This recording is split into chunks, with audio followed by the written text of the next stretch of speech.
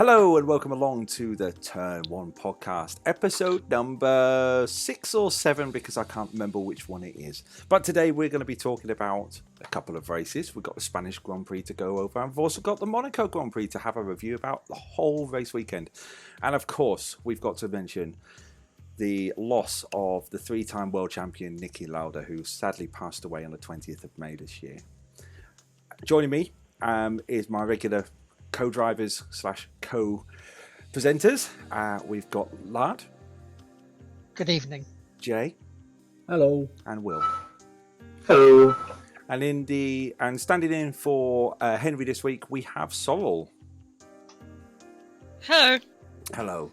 Right. Hello everyone in the chat. If anyone wants to comment in the chat whilst we're live on the podcast, you are more than welcome to. If you are listening to this on the podcast, we normally broadcast Saturday 8 till 10 after the qualifying of the race before, so the next one will be for the Canadian preview for the Canadian Grand Prix after the Canadian qualifying, but today we're just doing it a little bit different. I'm just going to go to the game. We'll start the game up and we'll talk about the first things first. Let's talk about a legend that we've lost, Niki Laura. Anyone wants to start with any thoughts?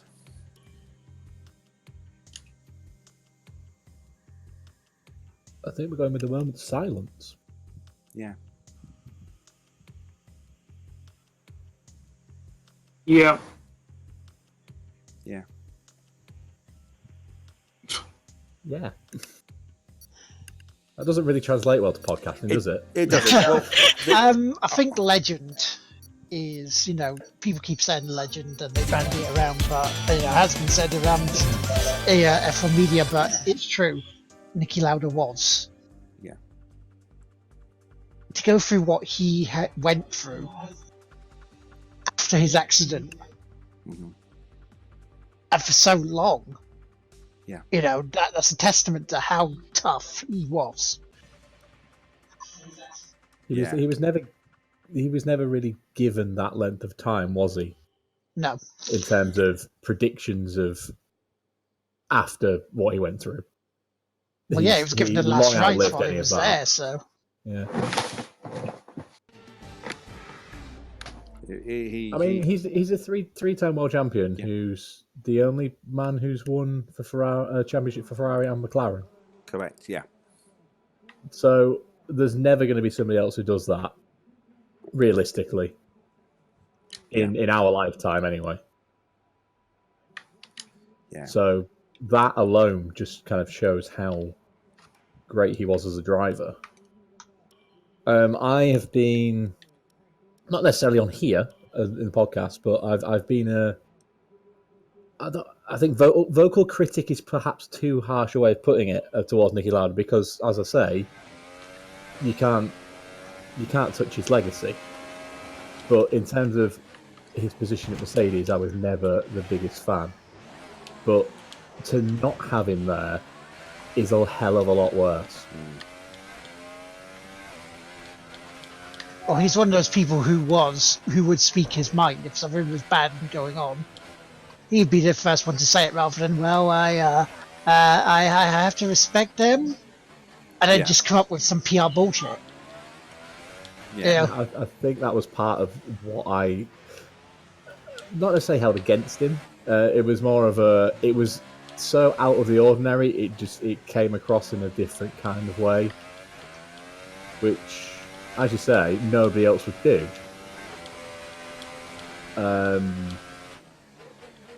But because he was outspoken, but what he said all made sense. Yeah. He was never critical of anybody who didn't deserve it. He always praised somebody who did. It's as it was known, he was straight talker. Yeah. So, straight talking, rather. Yeah, he'd never do something. He'd never cause controversy for controversy's sake. No.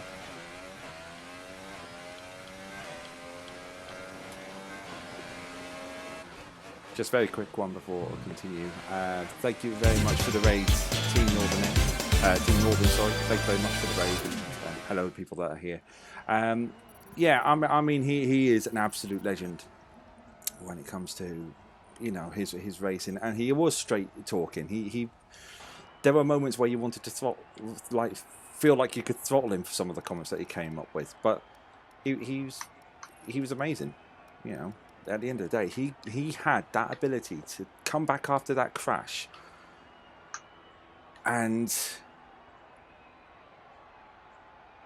showed that he never lost that determination to give up. He never lost that. Not to give up. He never gave up. He didn't lose that drive, that passion of Formula One, and he went on to be a great world champion. He had like a bottomless amount of desire. It was like both on and off the track. That's how. It's difficult to put him into words. I think that's part of the thing I'm struggling with is because he's so different. He's almost undefinable, which in a way is his defining characteristic. Yeah, It's hit Mercedes hard. I've got to take my hat off to the team as well for how much stuff and media they've done about him and for him during a race weekend. Because, it's not easy to do. And he was a big part of that team, no matter who you ask. He was, yeah, a very respected and valued team member. And I think it's great that Mercedes are going to remember him with the star on the car and his signature remaining on the car. yeah. Yeah. Having everybody in a red cap over Monaco weekend was a nice touch as well. It wasn't just like on the grid. It was like all the media teams and everybody had them as well. Yeah. It was quite the spectacle, to be fair. We thought Charlie Whiting hit the F1 community hard, which it did. But to have both of those happen in the same season as well is just two proper legends of the sport in two very different ways. It is an absolute it's I don't know what else to say really. What else can you say? There is nothing else to. I think the fact that we're that far removed with broadcasting this podcast from Monaco as an event as well, and with us passing over that weekend, it's like anything we say has already been said as well. Yeah, he will be missed. What's going on in the chat, Saul? Any interesting comments we've had from our viewers? We've just got Gamage saying Henry saying big loss. Michael Patton saying Niki was a true legend. Henry following up later saying he convinced Lewis to go to Mercedes. The media team didn't know what he was going to say. He was the link between drivers and management. Yeah. How on earth did I not wipe out on that corner? I saw you go sideways on that one. I had to actually take the cut across the corner in order to avoid you. Yeah, somehow I didn't plough it into the wall. And now you just have. I've just ploughed it into the wall. Well, if you're going to go on. You've got racing line. Yeah. Whoa! Okay, focus. What? K-Mag just went straight into the back of me. That's And it's blamed me for going into the back of K-Mag. And I just got a warning for a collision with Hamilton, even though there was just that pile up on there. I've got a drive-through, so that was good. Oh! The race is open. Henry's just said Sorry, other teams did things to say bye to Niki. Yeah. Yeah. I think every team did in some respect. Every team did, yeah. Oh, no, not timing for saving battery controls, although. I hate the corner coming out of the tunnel. I don't know what it's called. What, the chicane? Yeah. No, it's the corner in the tunnel I have issues with because you're going. We're currently in a wet race kind of thing, which nobody who's listening to the podcast can see. But the tyres go from being wet to being in a tunnel which is dry to going straight back out to being wet, and it's just like, it doesn't like it. Really doesn't. I don't know how we ended up in a twilight race, by the way. You got it on random. Oh. I actually quite like Monaco at night. It looks pretty for the Does, people that doesn't are only listening. But before we get on to Monaco, we need to talk about Spain. Yes, let's talk about Spain. What a segue. Yeah, there was one lap of excitement, and that's about it. Anyone else who wants to join in with this? Spain. I think the head of Daimler, was it, who went and collected the constructors' trophy? The cool down room said it best. It was decided on lap 1, the first corner. That was it. Yeah. Which is, it's a fair statement to make. Yeah. Yep. I mean, it wasn't the most boring Spain we've ever had. Oh no, it was close. But Wasn't much. again, on a track where testing took place pre-season, although you can't look into testing, you've got to say Ferrari didn't look strong, not in pace-wise, but the car handling the track, if that makes sense. Yeah. Yeah, it was well off the pace again in Barcelona, and it's like, well, hang on, if you were fastest here about 5 months ago, what the hell's going on? Not so much the speed, just the way it drove on the track. I guess it just didn't seem to like it. It doesn't, does it? Something's not right with that Ferrari. Something fundamentally is wrong with it.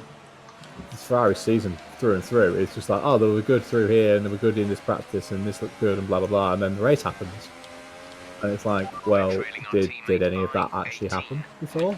Is that like an alternate dimension or something? If Ferrari existed in their own little bubble, I mean, that's normal anyway. But So I mean, if you take out testing, Bahrain, Ferrari looked strong, but then the engine's packed in. So did they just turn them up too much, or are they just trying desperation to win the race? Who knows? Taking testing out of that, Ferrari have a strong all year. Didn't Benito say? Sorry. Touch the wall. sorry, it's me exclaiming. Didn't Benito say that there's something fundamentally wrong with the car, and it's not an easy fix to sort out? Is the fundamentally you ask wrong him. thing that it's a Ferrari? That's about right. He says something different every time he's interviewed. It's either the aero team or factory or something. That's He's the Jurgen Klopp of F1. It's everybody's fault except for his. There's some great memes of him looking like Harry Potter. It's got to be said. Glasses. So yeah, I don't know who to blame. But then their technical expert is now also their team director or whatever. Does that work? Is that a problem? Dissecting Ferrari's problems is a long list, but it's got to be one of them because he's doing 2 major jobs. Yeah. You don't see Toto doing that. Yeah. You don't see Gunter Steiner doing that. Is it a poison chalice to give one of those up to somebody else? Is that why nobody else wants it? Maybe.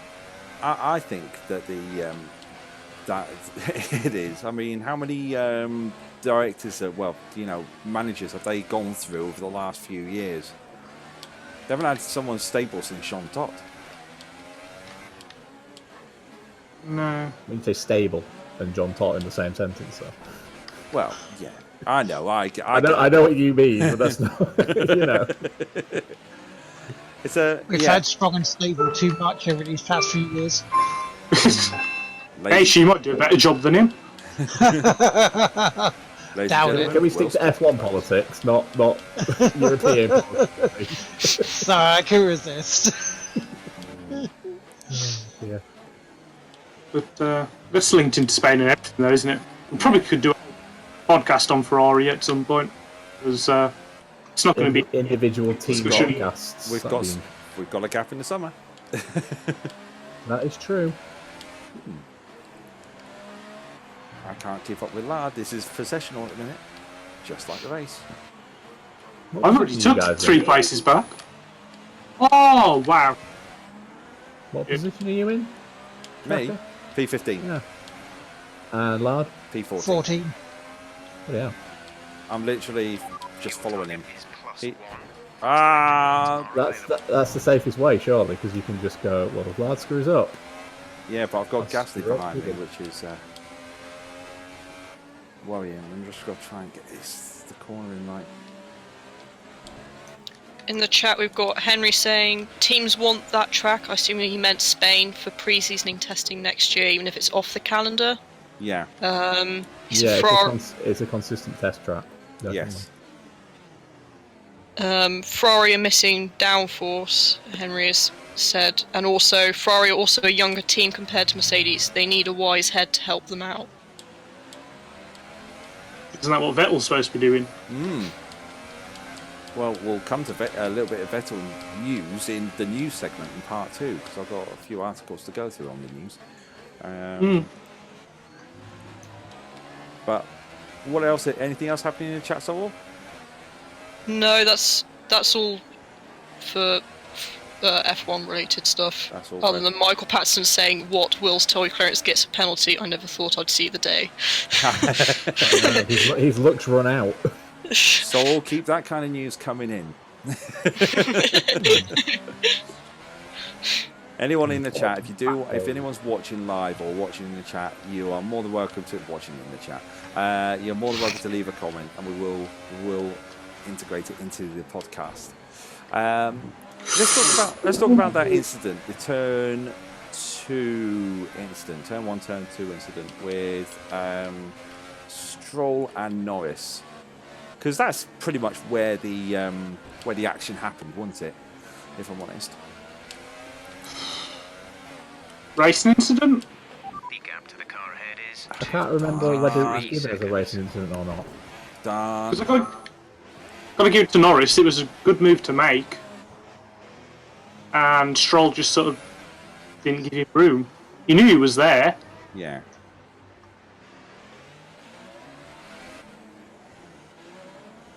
But no, 50-50. Could have given him room. Could have not took the move on. I quite like the penalty-less season so far, pretty much. We'll get to Yeah, that. they've been a bit more lenient. And we're going to come on to Monaco in a minute, because let's face it, the fact that we're quite quiet here, part of us is obviously thinking about what's happened with the loss of Niki Laura, but the other part is Spain was a polished turd. That's all I'm going to call it, a polished turd. Ooh, I've remembered something. Oh, hello, Will. Our favourite driver ever. Go on. I mean, what Spain was he driving with that chicane, you know? Oh, yes, that was fun.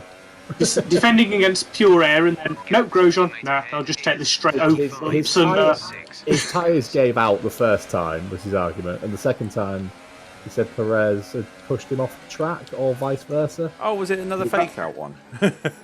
Perez was nowhere near him. Was it another Ericsson hit me? Pretty But much. didn't that kind of, I mean, it scuppered his own car yeah. anyway. He damaged the floor on the second one, so he kind of did pay for it ultimately. We took it like 3 times in a row. It was 2 laps, and the third lap was when the floor had gone and he didn't have any choice.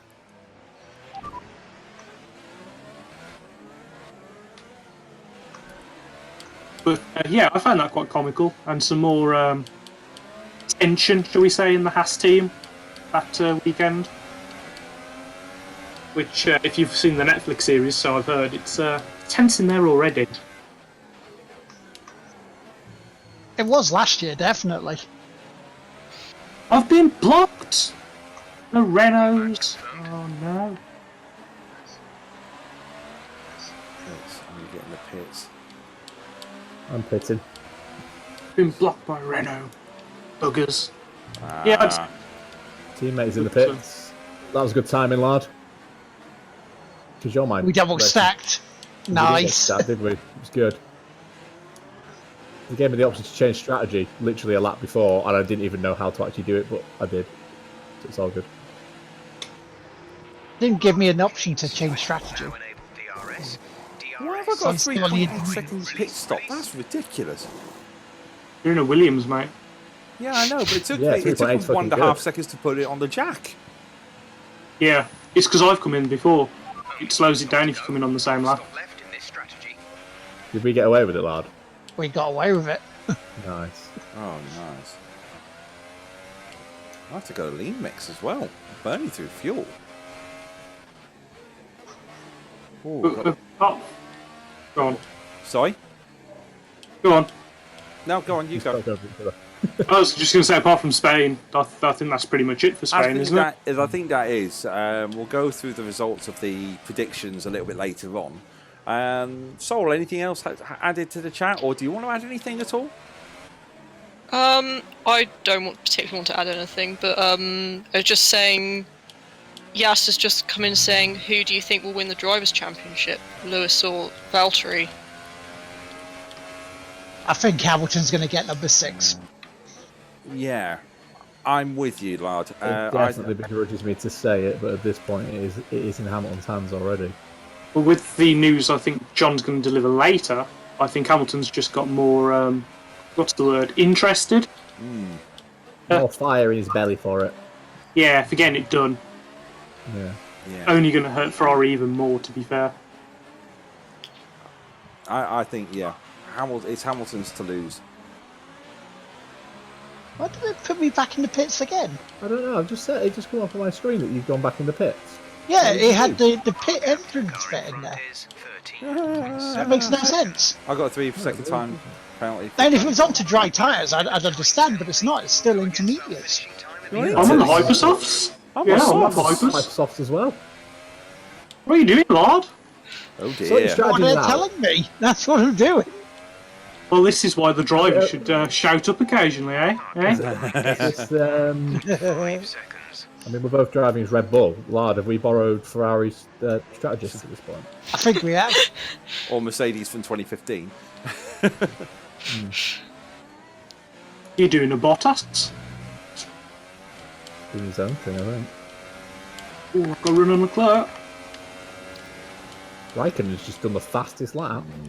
Really? Well, he's in the... He had it for about a second before Will took it. Somebody just dinked me at the Rascas. Don't know who's behind me. Oh, it's Magnussen. Got away with it. Got away with that. I stayed in front of him. Don't ask me So how. all you needed to say, it was Magnussen. Suck his balls, Jay. Suck him dry. I was going to say, who's Sucky? So nice. Oh dear, John. I'm prepping for a test. It's kind of, it drains me, does work sometimes. Ooh, my batteries have got that. I mean, My batteries have got that low that it's taken off the rumble pack on my joypad, which is a bit weird. Yeah, I had that earlier. I don't mind that. I can actually control the car a bit better. Having a ding dong back with Hulkenberg. the pits again, Lard. Yeah, I'm trying to get off to Thingy. I'm trying to get off my His strategy is to change his tyres every lap now. We're gonna lap, Lard. I'm literally trying to get off the intermediate tyres, but I can't remember for the life of me how to bloody do it. Press the B button, Yeah. and then it comes up with downforce. If you press down to next tyres, you can choose your tyre. I just realised we need 39 laps of this. Jeez. I know. This is half race distance. It's still 39 laps. I've got a traffic jam behind me. I've got a lot in front of me. Whoa! There's me and Lard. Well, Lard. I will. Oh no! Try Wall, changing your wall. tyres. Get out of my way. I'm forming a queue behind me. What position are you in, Jay? 10th. Ooh. You hold them. I got a really good start and basically YOLO'd it down the inside of turn 1, and I've been in 10th ever since. YOLO. It was literally just like, right, I'm either going to get penalised and out of the race, or I can just sling this down the inside. I mean, I am driving as Verstappen, essentially. I'm in the Red Bull. There was no other option off the grid from 17th. And I got away with it, so, you know. I saw you do that, and I just followed you. Bye, lad. Bye, lad. Lad's facing the wrong way at the chicane. Is it? Oh, God. He's a what lap was he at? down Hey, and facing the wrong way. He must have tapped the outside of the corner. Lad's not. Have you having a changed your good one. type, Lard? Have you managed? He's still Yeah, on yeah. intermediates. All wets. I hate this track. Oh, Matheson's got ahead of me. At You're not the only Rascaster. one who hates this track. I'm P18 of 19. I'm quite enjoying it, to be fair. Oh, you would. I'm enjoying being down in the mid card. Now, I'm looking forward to Canada. Ah. who was having a go at me for practicing? Hey? I've not practiced, and I'm Exactly. you know, you don't need practice, mate. Practice is for wimps. So let's talk about. Let's give the scores for Spain. Jay, Yep. good score. Lard, Maybe a 3. 3. Will, I'll give it a friendly 5. friendly 5. Yeah. Well, you caught me I'll out stick- because I was on the swimming pool corner. That's all right. I'll stick to 5. I thought you were going to just call it yep, and that's how bad the race was. Jay, yep. I'm going to go with 4. Yeah. The problem is the scoring isn't the fault of the drivers; it's the fault of the track.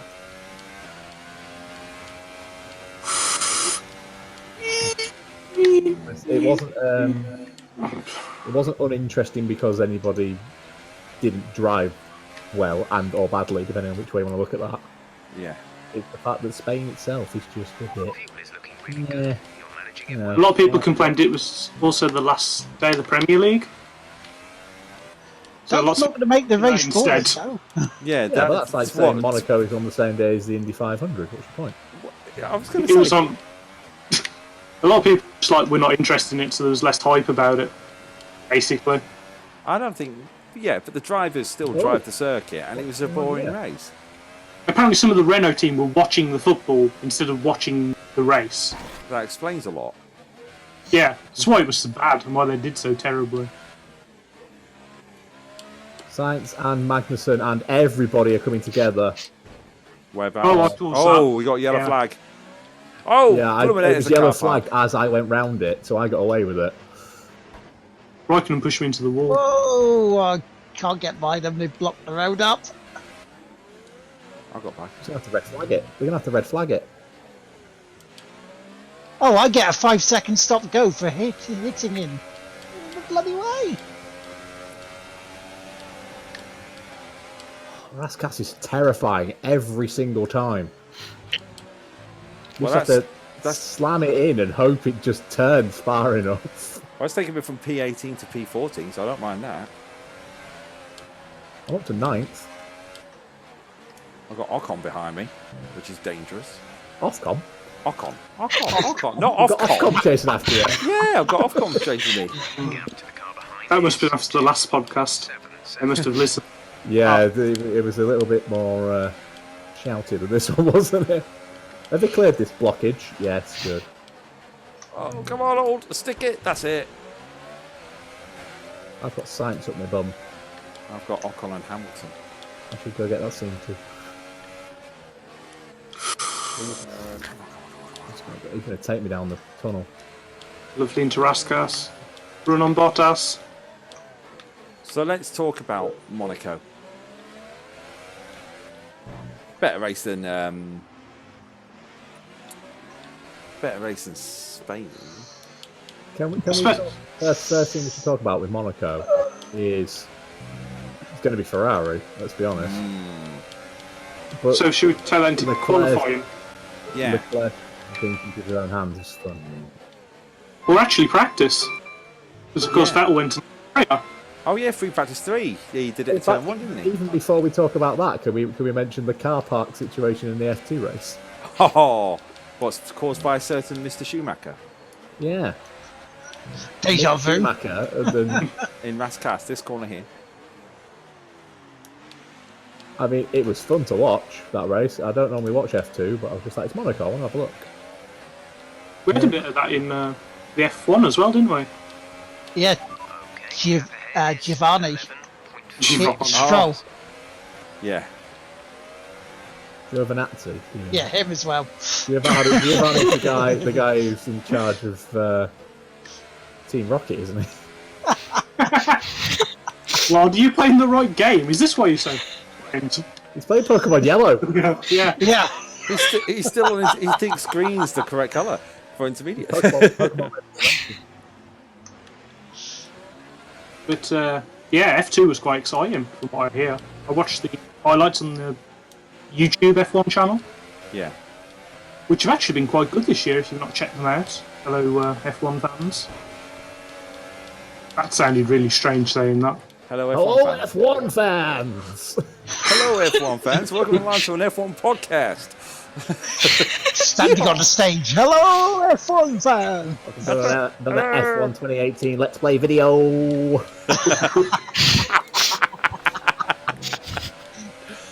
Because we have Subscribe. we have 3 podcasts, don't we? Or race pit lane things from Will Axton a weekend now. Pre the weekend, post qualifying, and post race. We're trailing our teammate by So putting the content out there, 9 seconds. Yeah. lots of highlights. That was a bit wide, Lard. Yeah, I saw the blue flags when you come in, so I thought, no, gonna move. But that's where I saw the F2 action, which are actually putting a lot up. If it's linked to the fact that F2's in the new F1 game. Is it? Oh, is that like the feeder bit then? So you start off in F2 and work your way up? Yeah, full season. That'd be cool. Nice. Like a little That is going to be cool. career mode of your own green racer, as it were. Yeah, it's fully customisational as well, so you don't just pick a current F2 driver. You make your If you own. put your own avatar on it, we don't all look exactly the same. I'm not sure if it's that customisable on Xbox, but on PC it is. No, I can't have it on PC. I No. haven't got one.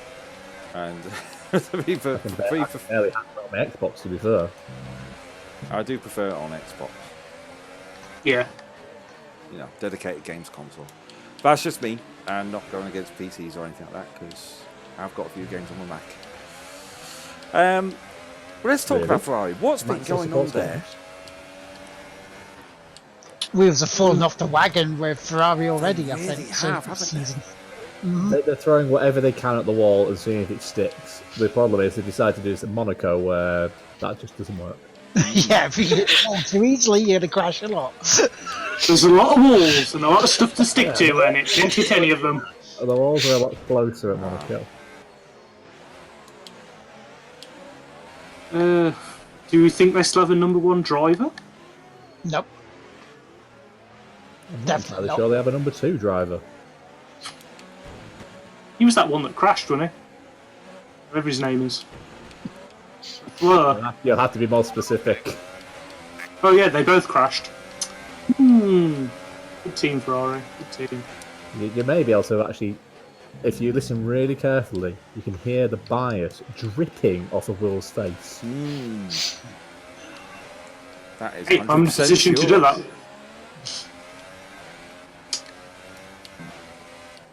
But, what else can you say about Ferrari?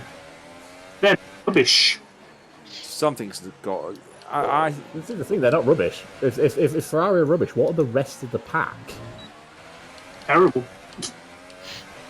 I mean, there isn't even a word invented. We're going to start calling Williams just their Williams. Williams is now a descriptive verb. That's the thing, though. If Williams weren't doing so bad, all the midfield would be very close, and they'd all look terrible compared to the top 3 teams. Well, top 2 teams and Verstappen. Let's not get on to Gasly. Hey, nothing wrong with Gasly. Mr. Fifth, Mr. Fastest lap, because he's always in that position. Hey, he's picking up points. He's picking up points. What's wrong with that? 3 point. he's a team Starting to player. be consistent. So Williams, that 19th place isn't going to have itself. Hey! Russell got 15th. Thank you very much. By virtue Due of to- everybody else not finishing. Yeah, no finishes and a massive time penalty. Oh, I've gone across the bloody thing. It's shut up with your corner cutting. I could. Continue to cut corners. The stewards will give you a penalty. Jeff's telling me off. Right, Jeff. Oh, Jeff, this is my race, not yours. I've already I got can't 3 remember seconds what I time called my penalty. engineer, because you've all got Jeff and I called mine something else. I can't remember what it is. He doesn't talk as much, I don't think.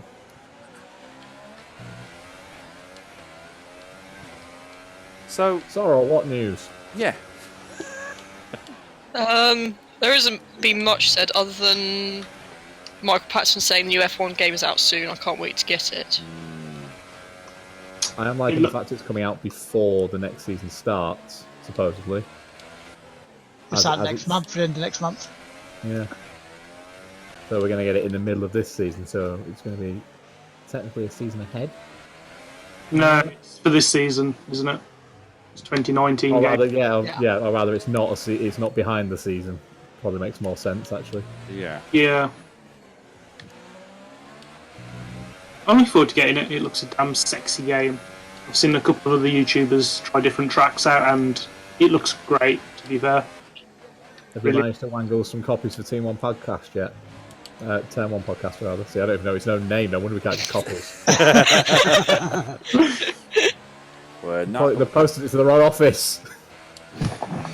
We have an office? So I just say office. I meant Chaka's bedroom. Am I getting blue flagged?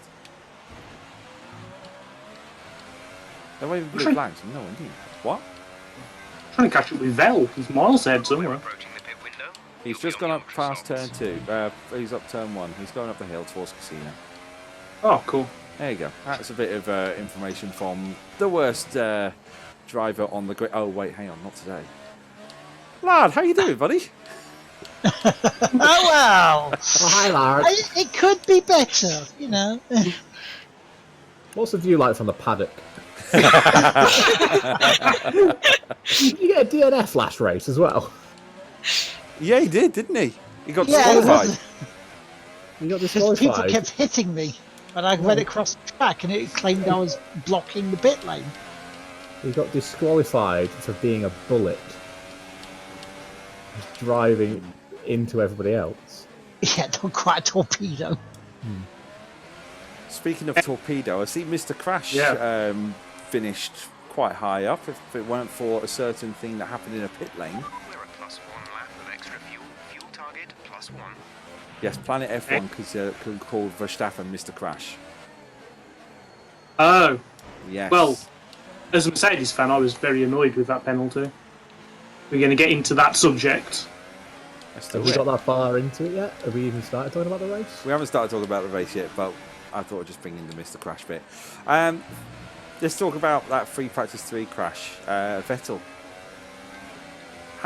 Obviously, when you're watching free practice 3, the main thing you see is that they were following, was it Hamilton or Bottas who was going up the hill at the point, and then you just saw this Ferrari lock up? I don't know whether that's a fault of Vettel or the fact that if you lock up at Monaco, 95% of the time you are causing a crash. Yeah. I mean, it's not what you expect of Vettel, to be fair. Blue flag. I'm on Regardless. I've not said what caused it. I'm staying left, No. Will. Here's Tracker. Not a problem. Yeah, let's say, given where it happened, it's at Monaco, there's not exactly any runoff, is there? No, there ain't. It is literally a little bit of barrier, and that's enough to damage the car. Yeah. To be fair, I don't think anybody's giving much stick over it. No. And he's not the only person who went off there either. No. So, Well, Kubica had a lovely spin, didn't he? he went rallying again, didn't he? Yeah. Oh, he does like his rallying. Maybe he should go back. Um, In this lap. but what about Leclerc? Push now. Leclerc in qualifying. Well, Not his fault. no, it wasn't. No. Bad strategy. Yeah. Well, You could see it as soon as he hadn't gone back out and realised he was going to be 0.2 out in seconds. Q1. He was straight over to the strategy team and basically just went, why have we not gone back out? There was no reason for him not to go back out. No. The It track wasn't was like the Weybridge incident. The Weybridge incident was just unfortunate. He just didn't see it flash up. Yeah. That's a genuine error. We can forgive him for that. But Ferrari should have just gone, we need to put you back out. They got the tyres too as well, really, haven't they? To be fair. The track was evolving. Lard, I'm in the pits if you need to go in again. No worries. Yeah, and I'm out of the pits again. I did say, did I want to come in? I'm like, nope. Are you in the pits? No, I've been in 6 times already. No, you can take it if you want. I'm going to go for one more. Cheers, buddy. I'm going in now. Yeah, there was a bit of a discussion. God, I don't know which podcast I was listening to about. Should be something on the steering wheel to direct drivers into the weighbridge, or some better system than a bloke with a flag. Yeah. Because there's a lot of blokes with flags in the pit lane, to be fair, and it's not fair on the drivers. You can't see it. Oh, we have missed a thing in the chronology of this, in that wasn't the Haas given black flag. Oh, yeah, Haas, yes. Free practice 1, wasn't it? Because of telemetry. They had no telemetry coming out, so they had to bring the cars in, and the most immediate way of doing that is to black flag them. Well, the team asked for it, apparently. Did they? Yeah, the team asked the FIA to black flag them because they weren't reading the pit boards.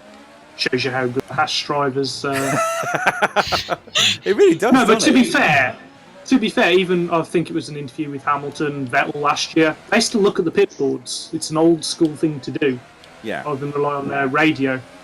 So it's a skill which, obviously is still needed. I think they literally put a piece of paper on it and said, come in, and neither driver did. You can't be much clearer than that as a team, can you? Yeah, get in here now. But they could have got their mum to, shout at him. That might have worked. Yeah. Come on, your dinner's ready, get in the pits! Sorry. Alonso's P3. Fernando is quicker than me. Everyone is quicker than me. But somebody brought up an interesting point, and it's something I wasn't even aware even existed as a flag. They should have flagged them as an orange flag with a black circle, or black flag with an orange circle. And I'm like, I didn't even know this flag existed. So do the drivers know it exists? It's rarely used, though. So yeah, pop quiz. Very What the hell does a black flag with an orange circle on it mean? Is that oil on track? That's It's yellow not and red. technical. You guys know the answer because I actually don't. I think that was a technical problem, wasn't it? Yeah, it's almost like you've got something hanging off your car, come in. Which is usually a black flag, but it's because it was It's a technical something else. flag, isn't it? Yeah. As opposed to you are in trouble and you are out, which is what a black flag really means. Yeah. So I think that's what the orange is for. They want you to come in, but not to retire, or I don't know what the wording is. You know what the FIA wording's like for these rules. So- Yeah, they were basically saying that the black flag was like the first one for however many years. But it was the wrong flag to put out, essentially. Yeah. But it's because nobody remembered this other flag existed or something. Sorrel, are you free to Google that? Yeah. What do you mean to Google F1 F1 flags. F1 driver flags. Black flag, orange circle. I think it was. Oh my Yeah. god, 3 times I've hit the corner on the way into the tunnel and got away with it. So I'm sure orange is a. Yeah. It's so black with orange circle is car is damaged and must pit immediately, usually accompanied by the driver's number. I mean, the argument is telemetry isn't a car fault. It's a pit fault, isn't it? Yeah. But they hadn't got. It's the other end. They hadn't got radio, so I take that as a safety concern. Yeah. Oh, actually, I've just remembered something else. I can't remember if that's Monaco or Spain. I think it's keep it for the race. Well, you can say it, mate. We're fine. Oh, is it race related? Yeah, it's race related. All right, we'll hang fire then. I think that's covered everything, though, isn't it? Because in regards to quality and that. Stand-up performances got to be the Toro Rossos for qualifying, Yeah. and McLaren back on reasonable ground again. To be fair, I'm very happy that I mean, we're all part of the same fantasy GP league, and I switched Alfa Romeo out for McLaren for Monaco. Fucking hell. Glad I did I that. can't move, mate. I might have caused that. Where is this? The hairpin. Oh Hairpin. god, that's exactly where I'm heading. Yeah, I might have okay. caused that. I clipped the inside barrier, which got my back tyre caught up, and then Gasly went and nudged into the back of me, which released me but made him stuck, I think. Which means I'm the only car currently free on track. No, I've got round the hairpin all right. Yeah, mate. Gasly himself has got free as well. He's not actually got Whoa, fine. whoa! We got a car park. So yeah, partially my fault, partially Gasly's fault. That move was illegal. No penalty for me though, because it wasn't technically my. It was my own driving that caused Oh, it, and then Lard's Gasly out. waiting for me. No, I got a stop go penalty. I'm just waiting for Hamilton to go back because he screwed up at the chicane. I went through the chicane to avoid the accident, and I got penalised for it. He might not be Did coming you put back. through the chicane under yellow flags? Has he gone by? Is he behind? On to P14. I don't mind that. Who finished off the top 10 qualifying? Was it Ricardo, I want to say? E10? I don't know. I don't think it was the Hastro. Oh, no, it was Magnussen, wasn't it? It was Magnussen K-Mag. came 5. It was Leclerc. Then it was the Toro Rossos. Then it was Sainz, because Yeah, because the Alpha's got through to Up the hill. Q2. yeah. And then, crap. Oh, Oh.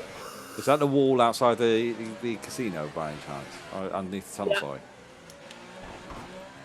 Yeah.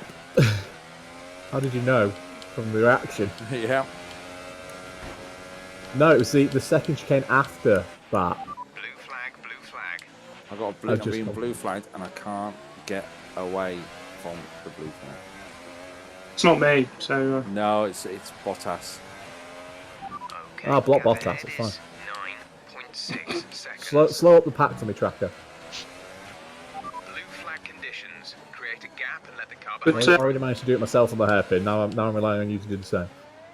Overall, I thought the qualifying for Monaco was, as decent as ever. It's probably the best bit of Monaco, usually. When he goes through, try to use Yeah. it as an opportunity to gain a position. Certainly was again this year. Ooh, I I don't know. I don't know. Hartley. I'm sorry, but it's a foregone conclusion. It really is. No, it's not. I've got some points to make. Whoa. And me. Oh, I've just done a science. I've done a We will science, but possibly really get done the badly. same thing on opposite ends. Mm. I mean, we've But, already had a discussion about this, Faster and engine he modes are disagrees with me. Oh, Unsurprisingly. That's possibly why that is. But, qualifying as ever. Come on. Come on. There we go. Blue flag. Sod off with your I tell blue you what I flag. did think was a bit much, actually, was when Hamilton took pole position, that he then jumped onto one of the barriers and started pretty much scaling the link fencing that goes between the track and the crowd, and I'm just like, if he'd have stacked that off the edge and like twisted his ankle or something, that would have been one of the funniest things I've ever seen.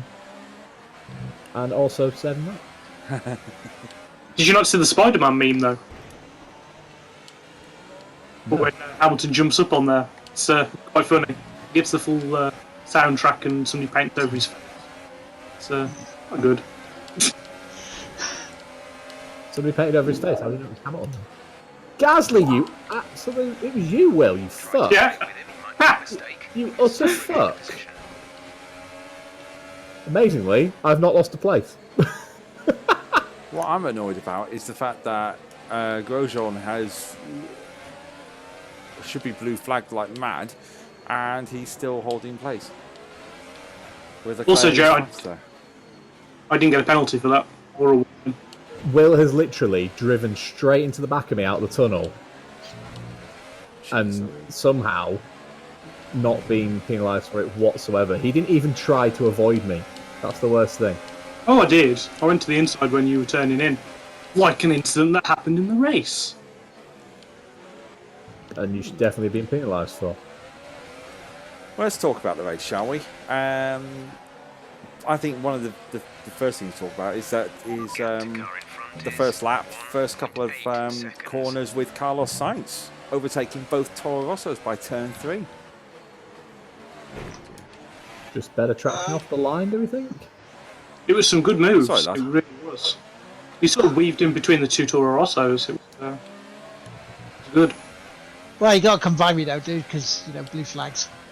There you go. Oh yeah, because I'm faster than you for once. Tracker Will, is faster than you. I love that. Well, that incident, because everybody else got backed up behind us when that happened, it's actually given me more of a gap to 11th and 12th than I had before that actually happened. Don't ask me how that works. See, I helped you, Rick. Flipping heck. You drove straight into me. I saw you just drive straight into that barrier there, John. It's a Williams. It's got no steering. I disagree. You would. So, what's going on in the I chat? disagree with Will's disagreement, given what he's just done. We've got Michael Patton saying, I agree with Lard. I feel qualifying determines a lot of the positions at Monaco. Yeah.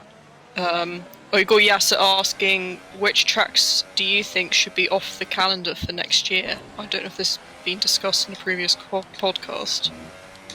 Kind of. We'll make a note of that question. We'll talk about that in part 2. Okay. The question should be, which track would you take off and which one would you put on instead? That's a good question. We did go on to this last week, didn't we, or last time? And it was a hard question. It was. Oh yes, because then we end up with the Miami piss meme. Yes. And the title of Waiting on Miami, which is still available to download from iTunes. And Pornhub. Oh god, there we go. There's our rating. Yeah, I've already sworn twice, so... Is that alongside Disney One Play Itself Pornhub channel?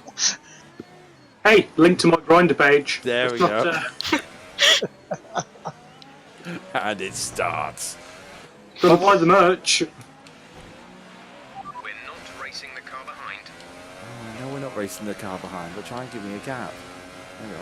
I'll back off now. Come on. Go on, Sykes. But yeah, first few laps of the race were, as interesting as ever. The most important bit to tune in on. Good start from the Mercedes. I was impressed that nobody crashed on the first corner in Monaco. Max did really well to avoid Bottas, was it? Yeah, because he was trying to go up the inside of Bottas. Bottas just drove around the outside of him. Good driving from both, to be fair. It was a good thing to watch. It was quite tame, wasn't it? It was very good, very well behaved drivers, 20 good drivers going down there, and in such a tight circuit where I've crashed about 40 times.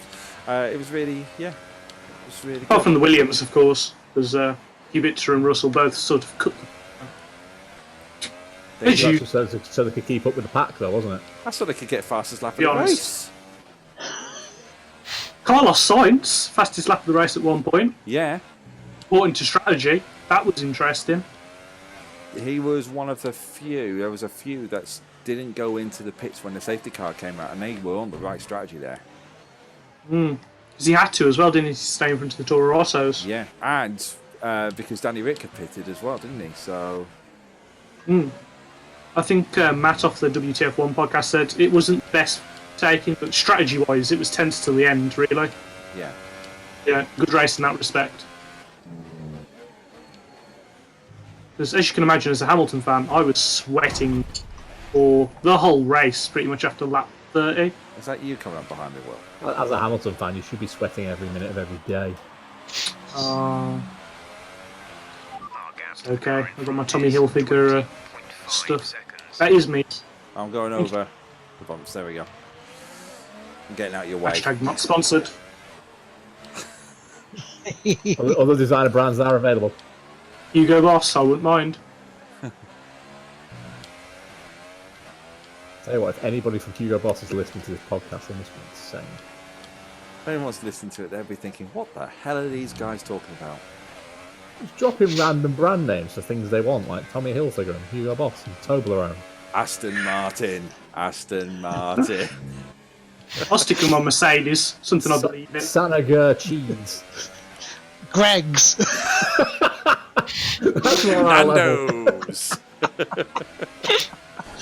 Poundland? Anything? Not aim too high, people.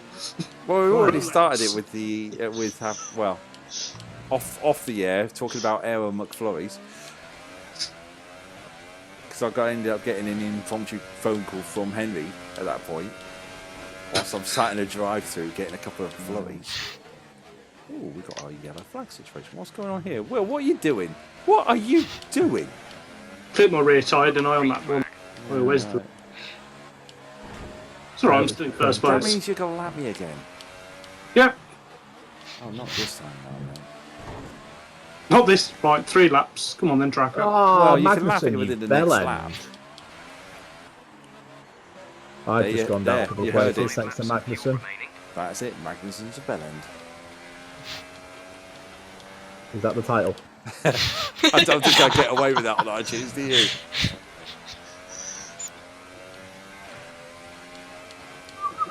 Sorrel, how's it going over there? Who would you good. like to be promoted by? Yeah, Sponsored by, Ron. I don't. I don't really Trying to get know. out of the way for a Ferrari that's coming up behind me, Oh, but it's come not on, coming Will. up behind me. diving up That's the the legal inside of the move. chicane. Yep. You pushed me into the bloody barriers. He did the same to me. What an absolute prick. Didn't get a penalty.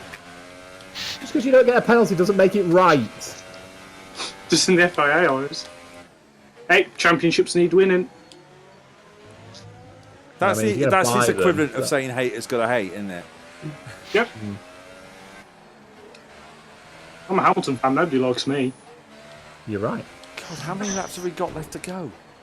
2. 6. 20? Six. Oh, My drive lapped you like 4 times, yeah. oh, thank God for that. I'm looking forward to a little break. Oh, in literally a minute, we're going to have the bells. The bells. The bells. That's Pull pretty over and much- mute my mic if you'd like. No, let the bells ring. It's become a regular part of this podcast. The bells of Quasimodo. To be fair, I can hear the church bells as well, but that's not being picked up. So let's. Yeah, no, that's my concern if I stream with the window open, is that it will pick up the church bells, because the church is like my nearest building. That's not a bad thing. No. Tonight It's is the nearest Thursday. building. It's also 2 miles away. Oh, right, okay. I was going to say. Giovinazzi. He likes car parks, doesn't he? Giovinazzi. Might be his job next year, parking cars for people. Don't mind a few scratches, of course, because What? can't turn. What was he thinking? It wasn't. Ooh, a gap. And who was it he crashed into? Stroll of all Everyone's people. favourite idiot of the week, who hasn't been idiot of the week for ages. He seems to be in the right place at the wrong time, though. That's twice, isn't he? He's been in an accident. Yeah. Didn't DNF this time, though, so that's good. Okay, gap ahead is 32.2 I like Lance seconds. Stroll and his eyebrows. You like Lance Stroll's eyebrows. I do. They look like the Vine who have a solo career. They drive better than he will as well. There's 3 laps of I think we all could, to be fair. Oh, flip bass barrier. Except maybe Lard. I mean, he has been in the pits 6 times. Yeah, that's true. I just like looking at the pits, it's just like, all right, guys, you're right there. Can I get you anything while I'm out in the drive? Just going around grabbing coffee down the track. Ever McFlurries? From Greg's or McDonald's. Take it in turn. I think we got our title about Aero McFlurry. What about, but to be fair, Stroll, is the statistic, he still hasn't made it into past Q1, has he? 11 races in a row. 11 races. And Perez has, so it's not like the team is bad or the car is bad. No. Was Perez For the team that even the F1 commentary team still can't remember the name of. Oh yeah. Keep calling it Force India. It's Racing Point. Thank goodness for that. The race is over. Right, bang, spin. What position are you in, Tracker? P18. Lard? P19. 2 minutes and 27 seconds behind then? me. Who's P20? It was Waffle, but How about this race? let's get down to Lard. There he is. Oh, it's Joe. Oh, Lard's cruising. That means he's finished. Have you finished? I've finished. Yeah, I should have finished. It's not let me go any faster and put my. Yeah, I'm back. Considering that's Are you out of Monaco, fuel? and I shouldn't be. I was plus. I'm on board with you. It's just you're cruising very, Weird. very slowly. Considering that was Monaco and I haven't practiced it whatsoever, I'm very happy with 12th. Yeah, that's a good result.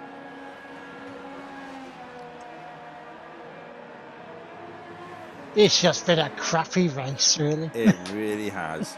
Collision. Oh.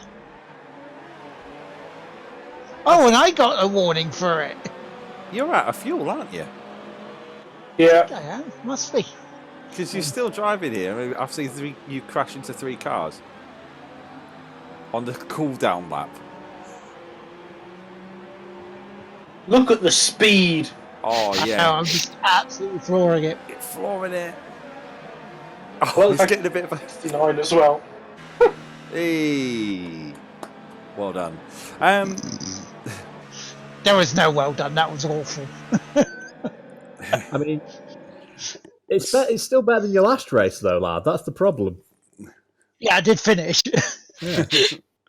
Well, what we'll do Finish. before we go for a break. Sorrel, what's going on in the chat? Got Michael Patton saying, if the makers of Iron Brew are listening, please take a hint. And he also said, drive better than Lance Stroll, not on tonight's evidence. He also suggested the Turn 1 podcast should be on Pornhub instead of Twitch. Yeah. Would that be the Turn 1 Knobcast? Oh, geez. I think on that note, we're going to go for a 5-minute break, guys. We'll come back after the break. See you in 5 minutes. Take care. Bye.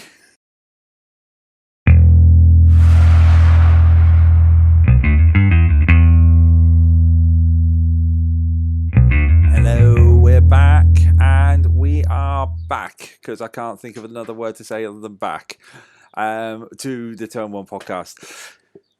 Joining me, if you are joining, is we have Jay. Hello. Will. Hello. Lard. Hello. And Sorrel. Hello. And Sorrel will be taking our questions from any of the chat. When we keep going back. And she's keeping an eye on that. She's our person in the pit lane today. Right, let's finish off talking about Monaco, and let's talk about that pit lane incident between Bottas and Verstappen. Verstappen, in the end, got a 5-second time penalty for something as now with the way Monaco is laid out. What do you guys think?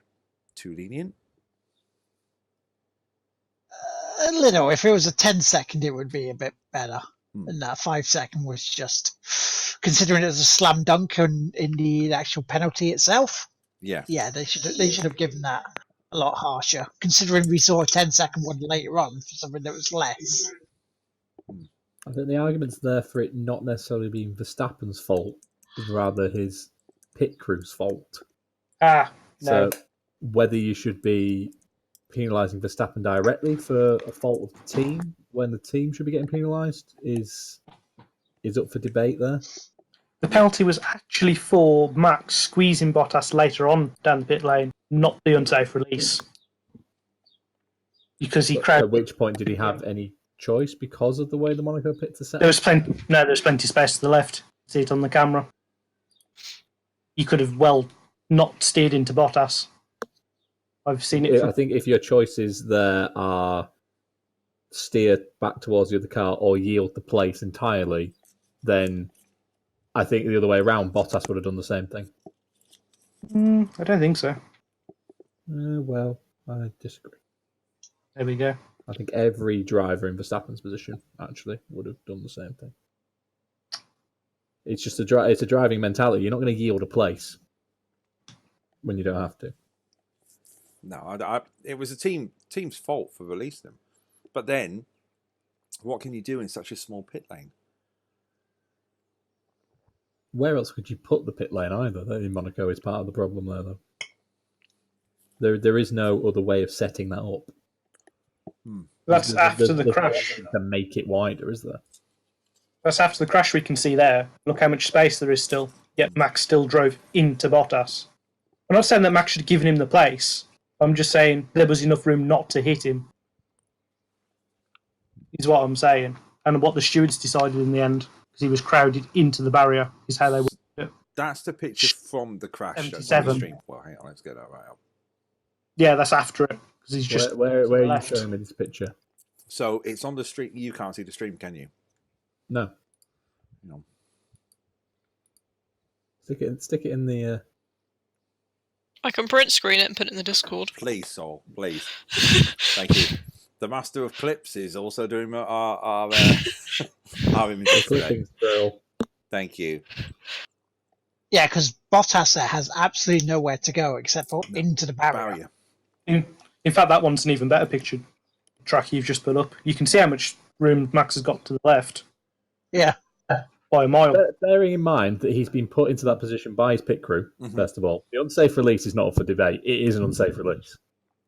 That's not what they got the penalty for, though. That's no, you haven't let me finish. At that point, Max has then gone, crap, there's a Bottas on my left. I need to avoid what's going on the left, on his left, rather. Yeah. He's got Bottas, and then there's a Ferrari in behind him as well. He's thinking of a lot of things all at once, coming out of the pit lane. And the first thing he thought at the top of that, as a reflex motion, is, crap, that's an unsafe release. Yeah. I don't see how you would expect him to do anything else. So what do we think? In that short amount of time, it's a time space of thinking of all of those things, even at Formula One reflex speed. Does that it's a pit lane speed. Is it asking the question, is Monaco not fit for purpose as a Formula One track? No, it really isn't anymore. But you can take it off the calendar either. There'd be uproar. Yeah. Both from That's the problem, isn't it? From the drivers themselves, the teams want to race there.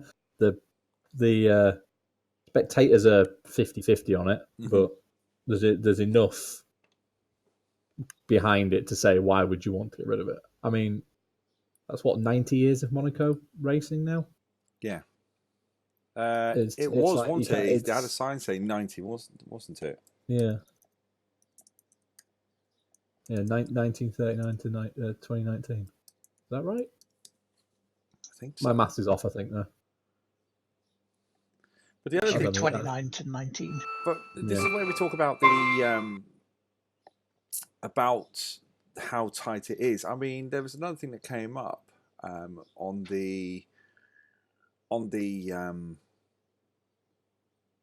on 1 second, sorry. I'm being a bit of an idiot. I'm trying to talk. The clock has put him off. It did. It put me off. But there was this incident I'm going to bring up on the screen, which was for those who watched it, is the happened in qualifying. Was it qualifying with Perez, or was that a race as well? That was race, wasn't it? It was race with the marshals.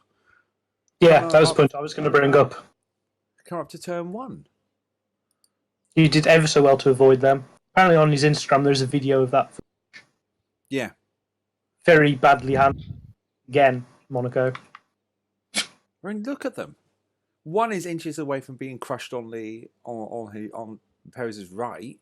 And the other one is just, well, this shouldn't be happening. Should it?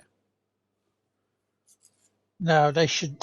There should be nowhere near that.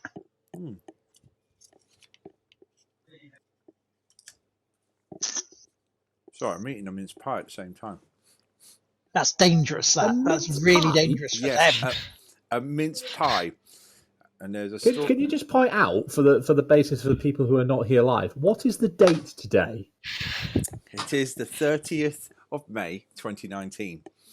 He's eating a sodding mince pie. Yeah, because these were bought on the 13th of December 2018 and have been in the freezer for 6 months. So I've defrosted them. Wait. Then what? No. Now you completely lost me. You froze your mince pies. I don't want this to descend into a kind of food-based podcast all of a sudden. But what the hell are you doing with your life? Living it large, mate. Living it large. Insanity. If you just said it was a hot cross bun, I might have let it slide. But I mean, no, I just no.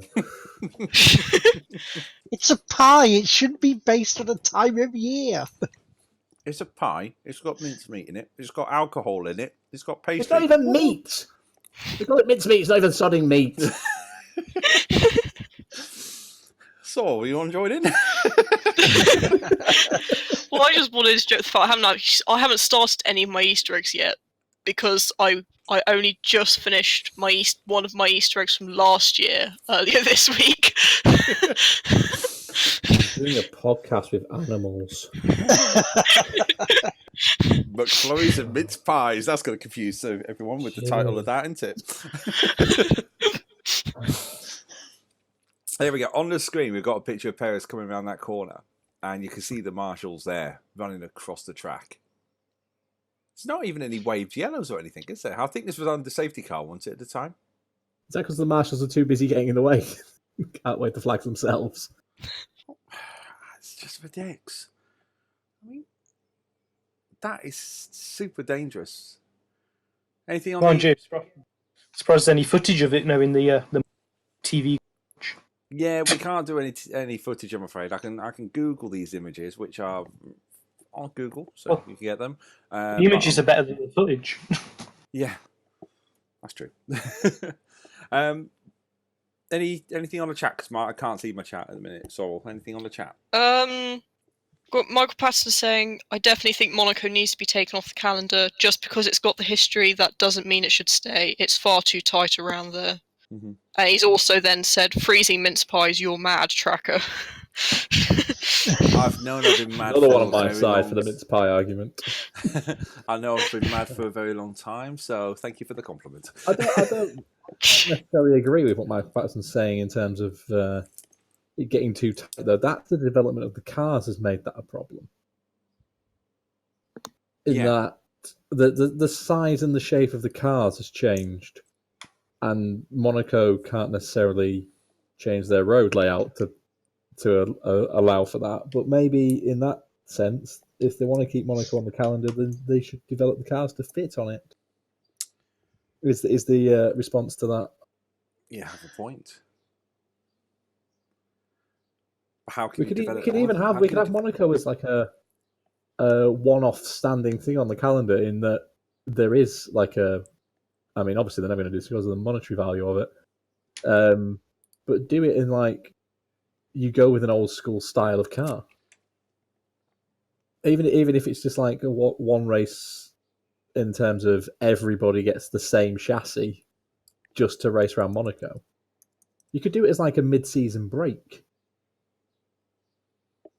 You could have like a month, so 4 weeks between, say, race 10 and race 11, but you'd have Monaco in the middle just for a bit of fun. It wouldn't even count towards the championship. That's not a bad suggestion. It's a very outlandish idea, and I've kind of made it up as I've gone along, but it's not a bad suggestion. What do you guys think? It's good advertising for Formula One still, because they do have a bit of a break, don't they? In terms of, there's like a 3-4 week gap in the middle somewhere. Just stick. That's sure the drivers would be up for that if everything's already been developed for them, kind of thing. You've got a valid point, guys. Anything they want to? as a one-off, maybe, but I think Monaco's run its course. It's only there because of the glamour. Because I cannot, for the life of me, remember when there was a decent race there.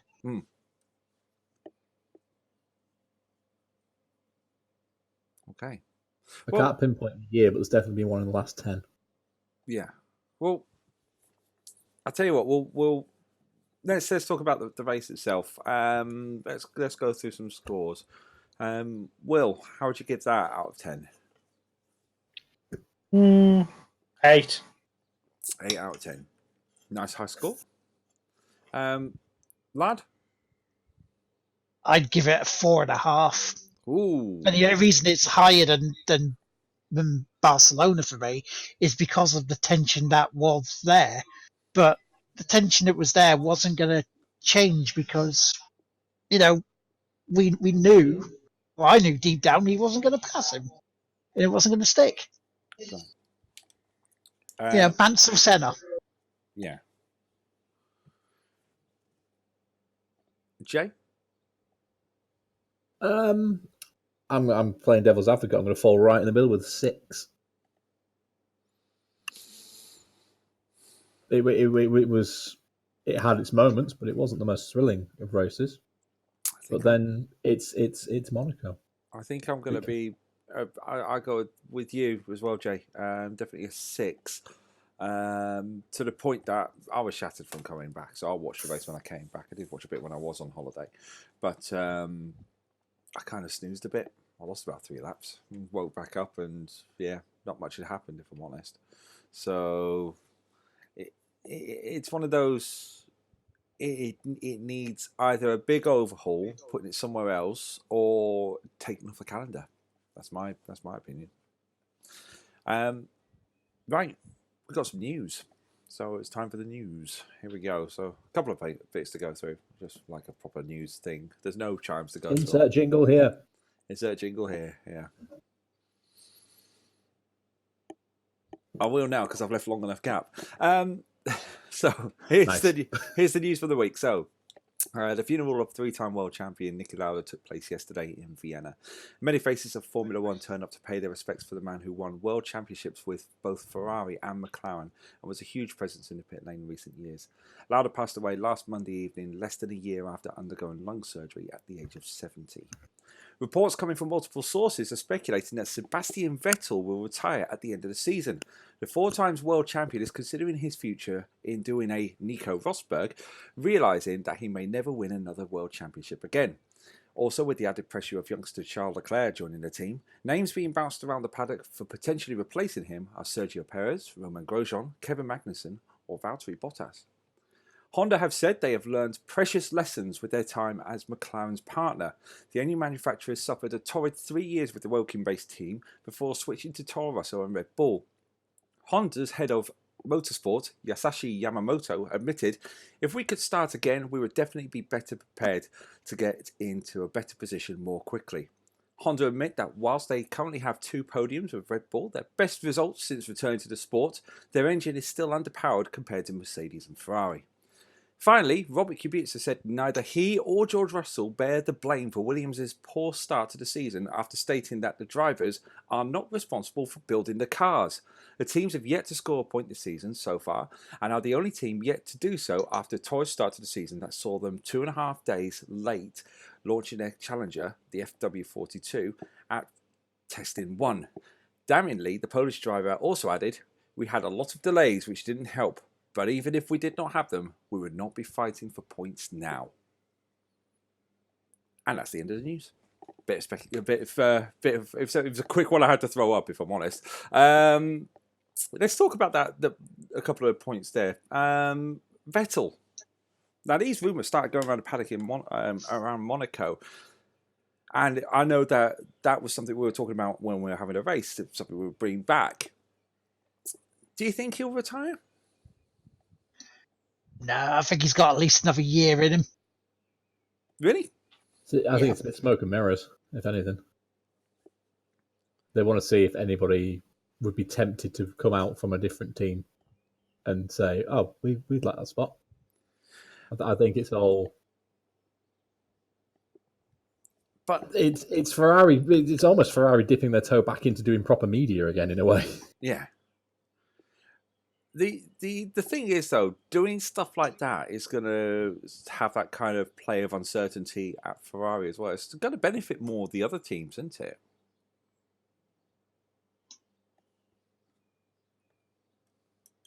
But is it also a kind of, if we give out this kind of rumoured information, that it's almost like a smokescreen in terms of going, oh, well, Ferrari is struggling. It's because Vettel's head isn't in the game because he's not interested anymore, kind of thing. Kind of deflecting away from the fact that they're actually making genuine, like, terrible mistakes. If that makes any sense. Yeah. What do you think, Will?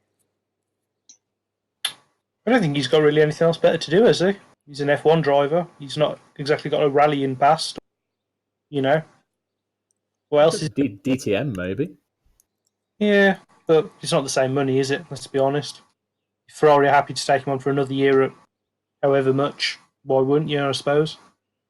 He's happy enough to be racing. Pinnacle of motorsport. Not going to turn it down easily. Yeah. I mean, the other possibility is I'm suggesting that Ferrari have come out with this as a piece of news. What if Vettel's doing this off his own back to see if they want to try and keep him for more money? Yeah, that could be another. Go on, sorry. I don't know when his contract's up, to be fair. No, do I. I don't think it's open knowledge. It's next year, isn't it? I think it was a 3-year contract last time he signed it, but I don't know if that's this year or the end of next year. And a lot of the drivers signed up until the end of next year because they wanted to wait for the regulation changes to see whether the teams wanted to be there, let alone sign them up. I imagine Deb's probably got himself a get-out clause if he wants one. Not that stupid. I mean, like Alonso did. Yeah. I bet they all have, to be fair, the top drivers. It seems that he's having kind of like a replay of the Red Bull years, though. You know, when... Yeah, he had a stable... It's going back to that, what we said a couple of podcasts ago about having... Where he had a stable partner with... back at Red Bull with Mark Webber, but then Danny Rick came in, the young, fresh blood wanting to prove themselves. And he's kind of done this... It's happening again in Ferrari. Yes, he's having the results that's coming his way at this precise moment. But... Ferrari aren't going to hold on to Leclerc's leash too much longer, you know, particularly when we get back to non-street races like Canada. Is his time nearly up? I wouldn't Well, say he's certainly that. not getting younger, is he? But maybe he's looking at the other option is if rather than retiring, he's looking at jumping ship to a different team, so that the whole Ferrari mindset is no longer in the back of his head. He doesn't have to worry with that, as a sense. Kind of how Raikkonen went to Alfa Romeo. Yeah. Raikkonen doesn't care about winning races at this point. He's just driving because he enjoys driving. Yeah. And if Vettel can do the same thing, why wouldn't he? That's true. Could see him going back to Red Bull. Very friendly. Red Bull was my first thought in that as well, yeah.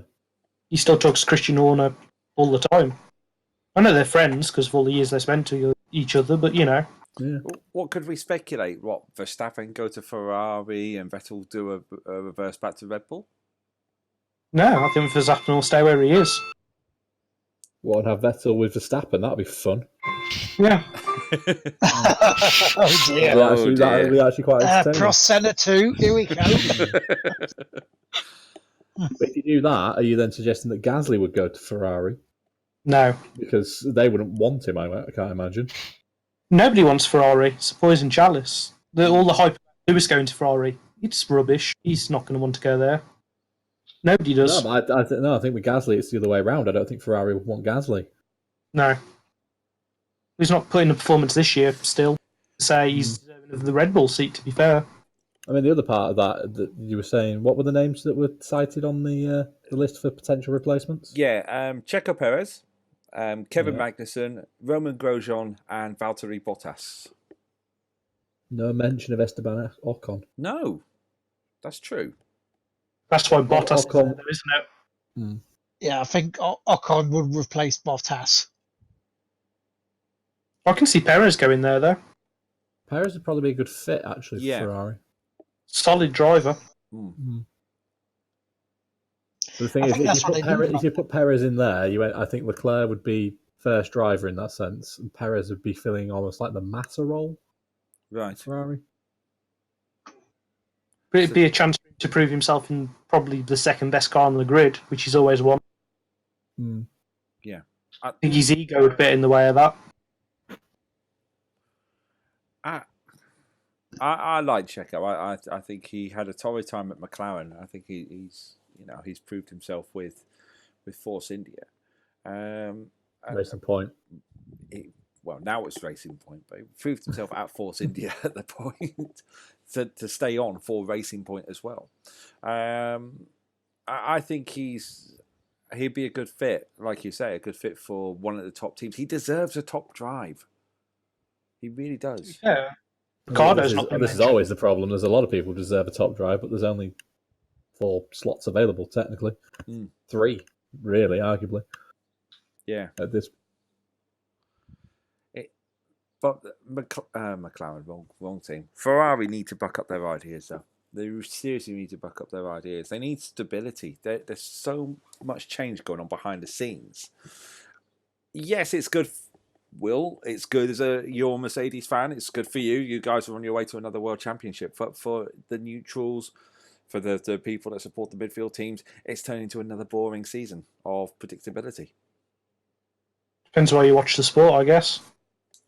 I'll watch it to see. I want to see competition.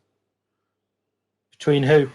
Top teams racing for championships, mid teams racing for points. End of the day, it's still teams versus teams. I'd like it more to be less exponential up to the top end, but that's something that's going to be a problem in all sport forever, unfortunately. Yeah, it's the same as football, isn't it? You got the money, you get the players. I mean, I was avoiding making the football comparison, but it's Ferrari's fall from grace is kind of similar to Manchester United in a way. It's like development has gone on elsewhere with other teams, and United have been left behind. Yeah. And then every time they've tried to fix it, it's not quite happened. There's been little inklings of it going well, and then it becomes same old again, kind of thing.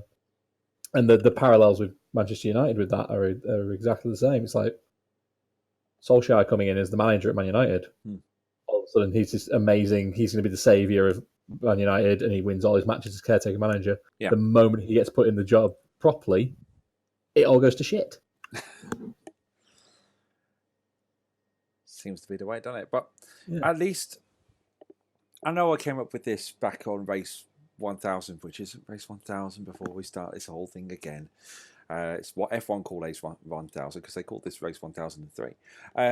But about the fact that over the last 100 races, it has just been Mercedes, Ferrari, Red Bull.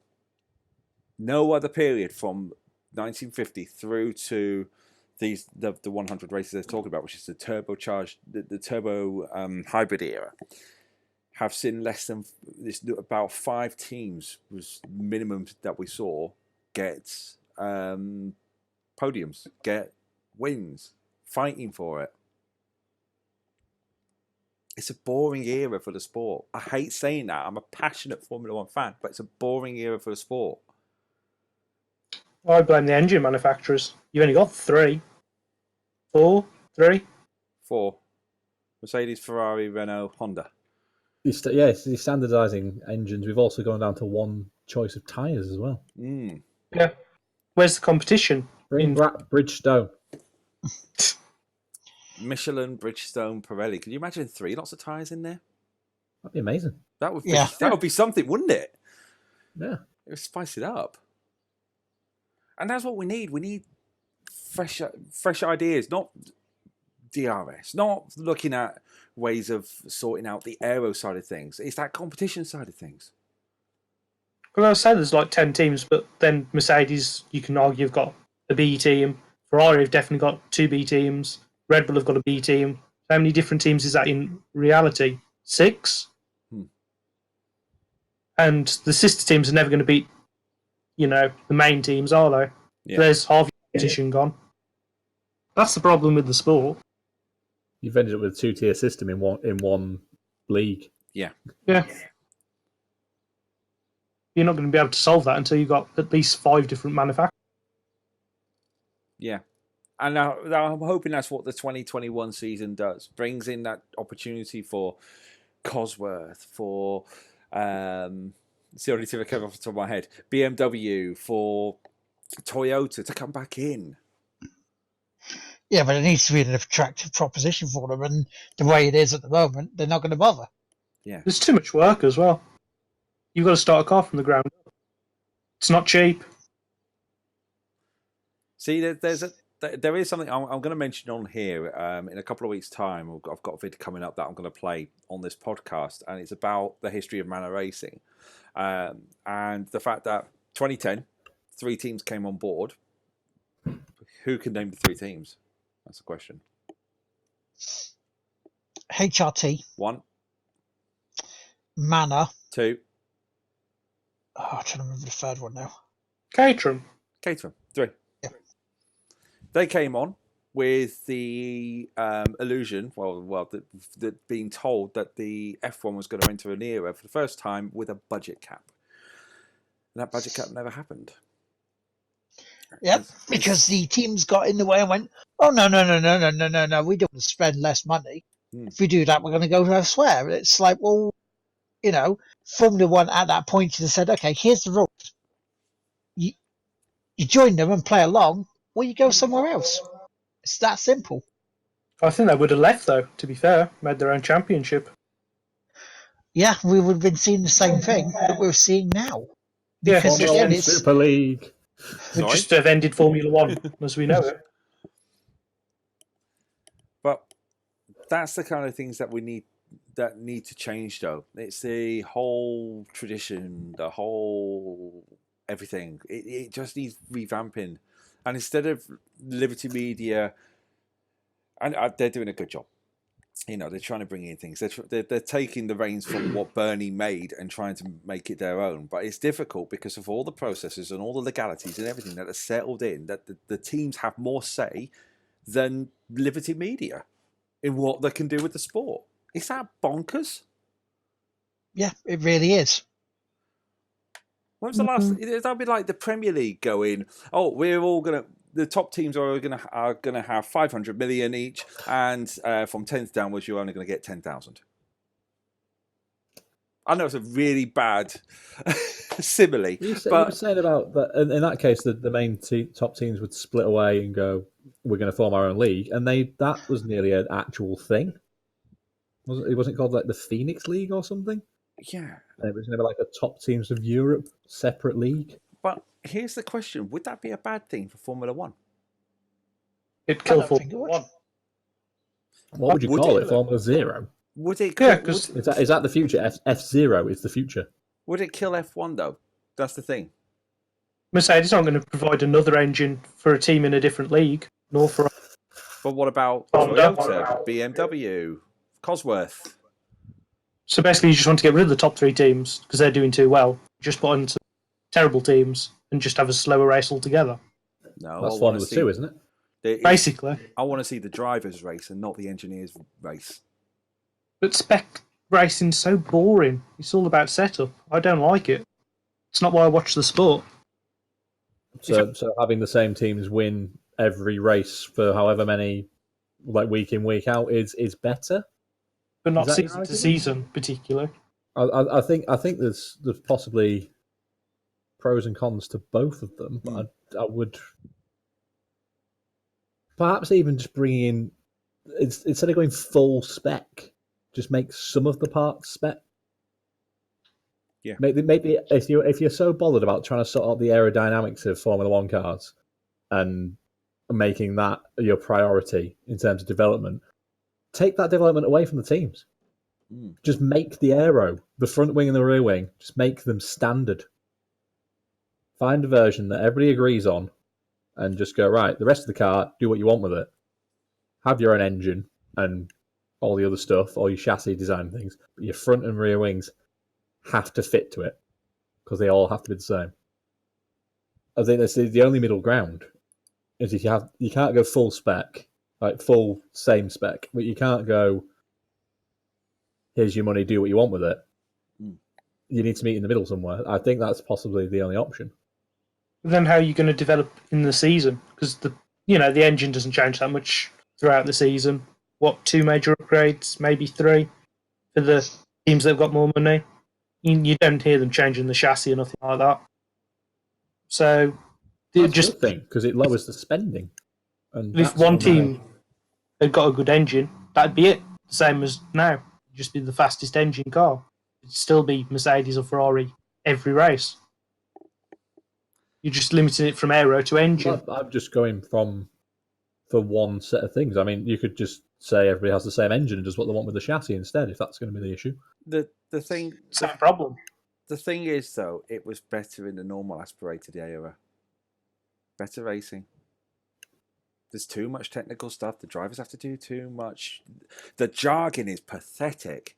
MGUH, MGUK, it's the ICE, it's the obviously turbo. But when it was an engine, if there was a problem, there was something wrong with the engine.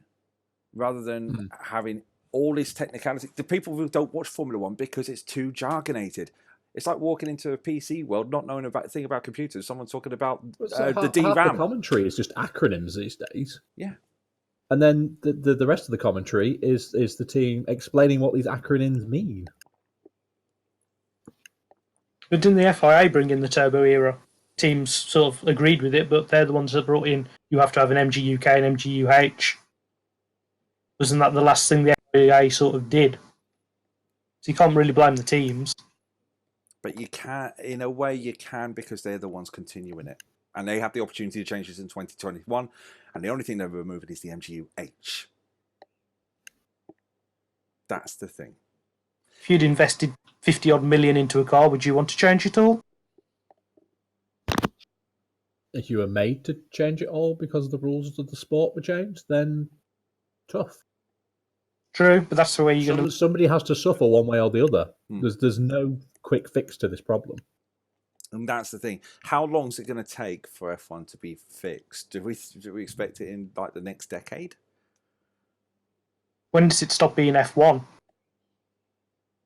2050. And that is a conservative estimate. That's the problem. F1's all about the pinnacle of motorsport, yeah? Yeah. The pinnacle of motorsport doesn't need to be overcomplicated. The fastest cars with the best drivers on the best tracks in the world. That's the stipulation. It's a simple brief. You can get normally or you can get even hybrid aspirated, hybrid ones. Look at the McLaren P1. That's simpler than the McLaren F1 car. Something's got to give because they're bleeding. They're bleeding viewers because the teams won't give one way and the sponsors won't give the other. Doom then, innit? Quite honestly. It's not doomed. It just needs work. Well, they've had 4 years at it. We still haven't got a solution. 4 years isn't long enough. Yeah, but we've not come up with anything at this point. There are no agreements whatsoever in. Only the agreement not to change. Yep. Well, I'll tell you what, this is going to be one that we'll probably pick up again later on in the season. There was one thing that I mentioned on the last podcast that we never actually got round to discussing. I mentioned it right at the beginning and totally not forgot to bring it up. And that is about free practice 1. Now, back in, Baku, there were teams that were shouting, saying free practice 1, well, not free practice 1, Friday practice should be cancelled. What do you guys think of that? What was the reasoning for wanting to cancel it? Because it was that long ago, I've forgotten why they were arguing against this. At the time, it was when Russell's car got pretty much demolished by the drain cover. It raced the free practice 1. It was more about cost saving for one, the fact that not a lot of track time happens on it as well. And it making racing a bit more interesting with the setups having just to be worked out on FP3, which would then be FP1. What's your thoughts? It's a weird one in that if you took FP1 away, the first thing that would happen would be a bunch of teams complaining you've taken FP1 away and wanting it back. Yep.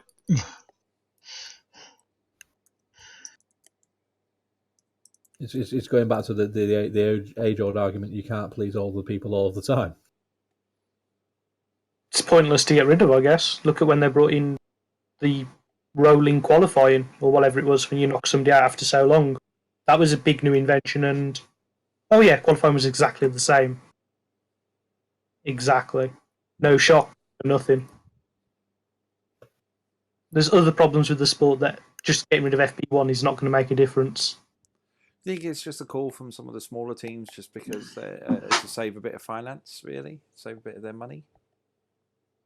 Well, it's optional to run in it, isn't it? You don't have to send your car out. No, you don't. So It's only what's the fuel problem? and tyres. Yeah. What's the problem? Don't fuel your car. Don't put the tyres on it. Just don't go out. What could be an alternative option then? If they did decide to get rid of free practice, what could be an alternative option that they could put in its place? Because for the fans, they want to see more track time with the cars. You'd have to have a longer race, wouldn't you? God no. What Long about, enough as it is. what about something like Well, if you what want- F2 do, which is, do you still do split races? I haven't watched F2 for a while. No, I don't think they do split races anymore. They're not. No. If they, You don't if wanna- they do, they didn't do one at Monaco. Except for the fact that they were forced to split a race in half. Because Yeah. Mick Schumacher's an idiot. Deja vu. Deja vu.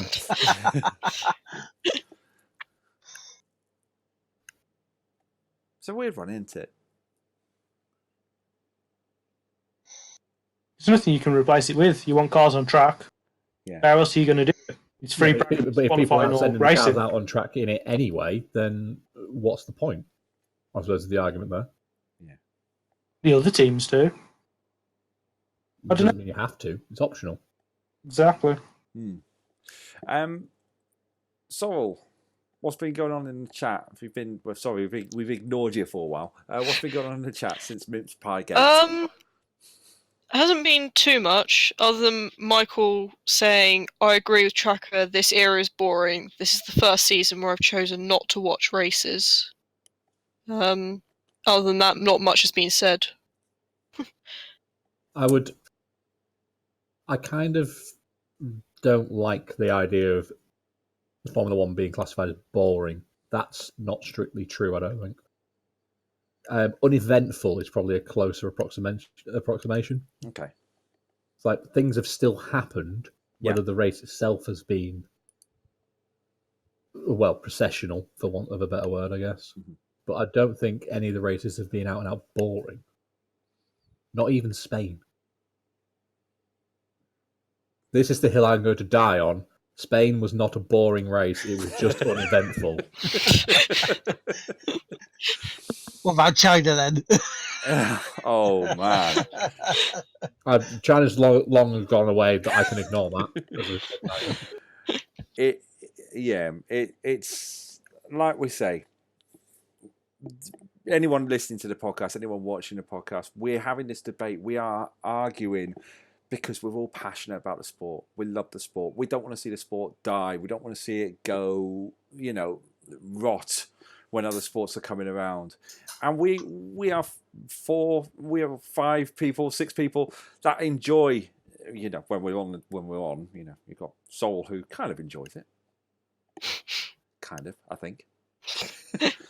But with Henry and that, we all love it. And yeah, we are very passionate, but there's got to be some sort of fix. And Liberty Media have got to do something. I don't know what, I don't know how, but they've got to do something to change what we've got at this precise moment. And I think that's something we have to come back to another time on another podcast, guys, I think. I have just thought of one thing we could put in Free Practice 1 instead, though. Go on. And it's going to split the audience so much, I can imagine. Okay. What we need it's a Formula Esports League that runs concurrently with the Formula One League. You've got things like drone racing, which already exist. You've got people who are doing like esports racing now going to like the Race of Champions and stuff. Yeah. And performing in cars. Why not kind of bring that in and have it as kind of a one-shot race for each of the season's calendar that takes the place of FP1? It's if you're going to be moving Formula One with the times, esports is huge and it's only going to get bigger, which is a scary thought. But Formula One could get on the back of that and have a Formula Esports League. And it could be run concurrently with the teams that are in the Formula One as well. They could all set up their own. Funny you should say that, because there kind of has been one for the past couple of years. I mean, you do have a couple of drivers that were, they are part of, like Mercedes, McLaren, because I was watching the Abu Dhabi event last year for it. So they are there.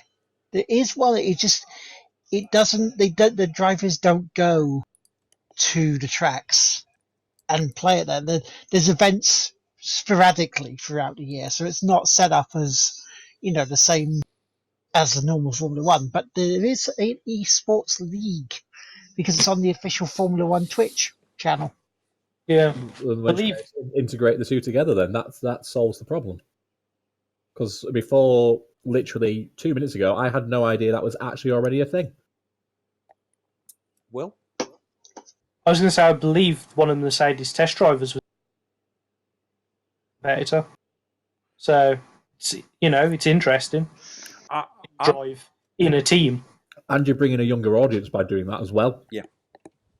Well, it's gaming as well. In theory, we could join in with a pad. Yeah. Yeah. Whatever, I like the idea. I like the idea of introducing, like you say, esports is massive, and it is continuing to grow. And maybe they should. Maybe that's the way of doing it. Have the 20, however many players they've got doing it. Drivers, we'll call them drivers because it is an esport. The 20 drivers. I like it. It just I haven't seen it. I think is it televised, or is it just streamed online, or what's the situation with the setup? It is live on Twitch. Some of the event, right. Rather than being live on TV unless Jinx have it, which I haven't heard about. But it is there. I mean, I could look just very quickly on here. I can actually look for the F1 channel to see when it was last streamed. There's a load of leagues that are played F1 that feed into the esports league as well. I think the problem is at the minute there's some everywhere. But you could kind of make it a proper pyramid system in that case, then maybe. Yeah. Well, I think much the same way they already do with the actual cars. Last year was the first official year of the esports league, and like Ferrari didn't have a team because they couldn't, and one of the smaller teams did. So the teams need to take this on board as well. What year was it when the guy that won did the finger wag? That got played a lot at Abu Dhabi. Was that 2017? Because they broadcast that live, didn't they? I think this is how well it's covered. We don't know. I'm onto something at this point. I think it's a good idea. What do you guys think in the chat? I'm going to ask this live on camera, guys. But are you guys in a rush after 9 o'clock? Are you guys in a rush? 9:30. 9:30. You guys holding on for an extra 10, 15 minutes? Yeah, because we've not done predictions and results and stuff. Exactly, we haven't done that. And Yasser put in a question, and we are not going to ignore it, which was slightly rephrased. I've got it on here. So his question was, which tracks do you think should be off the calendar for next year? You added, Jay. Which track do you think should be added? So which track would you lose? Which track would you add? Let's start with Lard. I would remove Monaco. Okay. And I would bring back Turkey. Because Turkey with that turn 8 was mega. And I know we have it again, kind of, the Circuit of Americas, but I did used to enjoy Istanbul. Yeah. Okay. Will? Well, essentially, I'd leave it how it is. Because if you're going to keep changing all the tracks, the cars are never going to be, what am I going to say, stable enough to just keep making them better if you keep changing what they need to do. I don't mind the calendar as it is, to be fair. It's a good mix between street races, tracks, old tracks, new tracks. We've literally just chatted for half an hour about how if you don't change things, things are going to get stagnant. And you don't change things. I didn't agree with you, Jay. That was the problem. I'll do the Kirsty Allsop way of saying it, Will. If I had to put a gun to your head and you had to choose a track to lose and choose a track to join, which would it be? Shoot me. Oh dear. Apparently, Lard's been. Yeah, because I tried to put the link in for channel of Twitch. Oh, Lard, give me a second. I will send it to you. Send it to me. There you go. Thank you. There you go. That's the official one. That's the official one. Let's have a look. I'm the only one left. Yes, Jay. Sorry. Well, I'm not. Sorrel's here, but you were struggling for names. I'm just like, how I many have know you got it's to think because of? I'm looking and doing things at the same time. It's never a good thing. I can't multitask at all. There we go. I would get rid of China, quite simply. And I would consider putting back in the Indian Grand Prix. Now that was a good circuit. Yeah, it's very short-lived. Yeah. Was it only like 7 years or something like that? It wasn't very long. Was it? I don't even think it was that. I think it was like 2011, 12, 13. 3 years.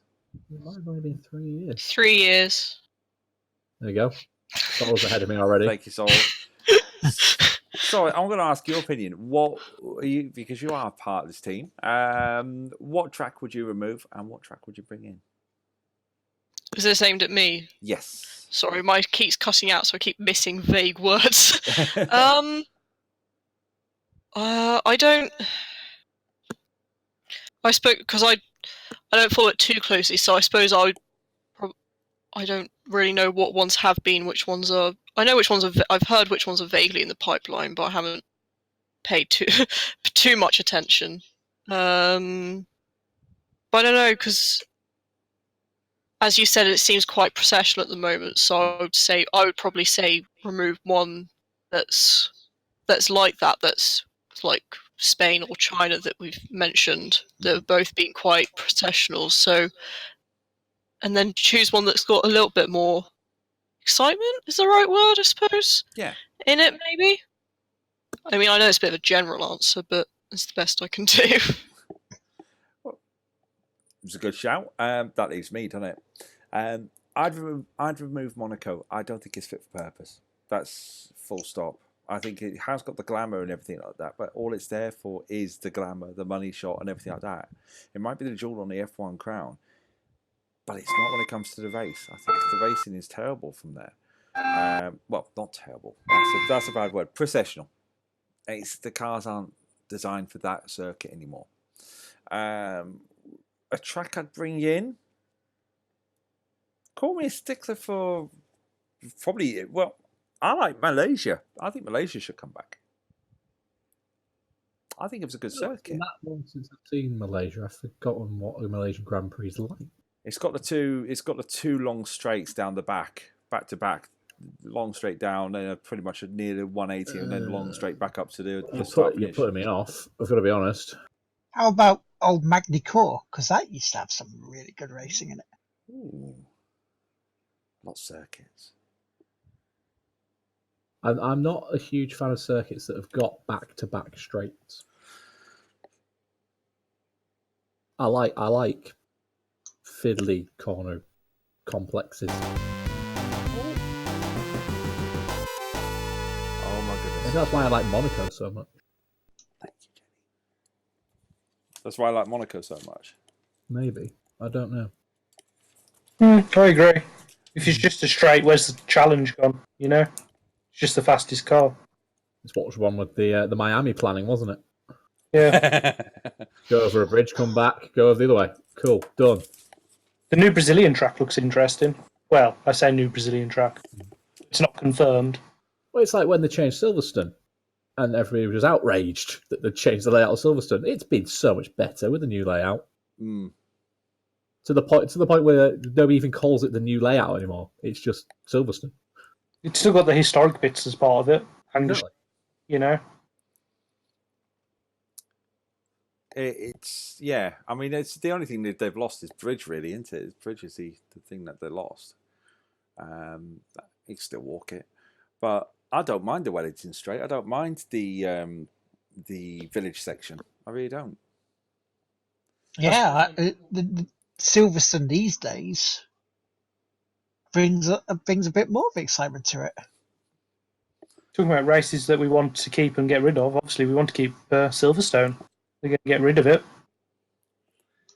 For anyone watching on the screen now, this is Miami from the. If you didn't join in for the podcast and you wanted to see the visual, this is Miami. This is what Miami looks like. Have you put down the standard version or my edited version? The edited version. Yeah. I'm going to leave that on for the time being because some good calls there. I'm going to go with going to look at the predictions because we've had 2 rounds since we last spoke. So Spain, I've got 2 scoreboards. I did remember. Spain, we had the actual winner. So we had results were first, second, third. Hamilton, Bottas, Verstappen. Magnussen was best of the rest. Fastest lap went to Hamilton, and we went with Idiot of the Week as Lando Norris by consensus. I think it was a 4-2 vote there, which meant that the scores looked like this after that round. So that is the wrong scoreboard. There we go. Oh no, it's copied the scores. Right, okay, I can only do 2 scoreboards. Flip.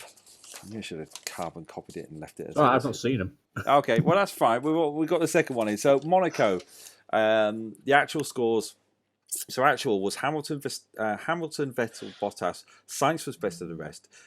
Gasly got fastest lap, and Idiot of the Week we went with Giovinazzi.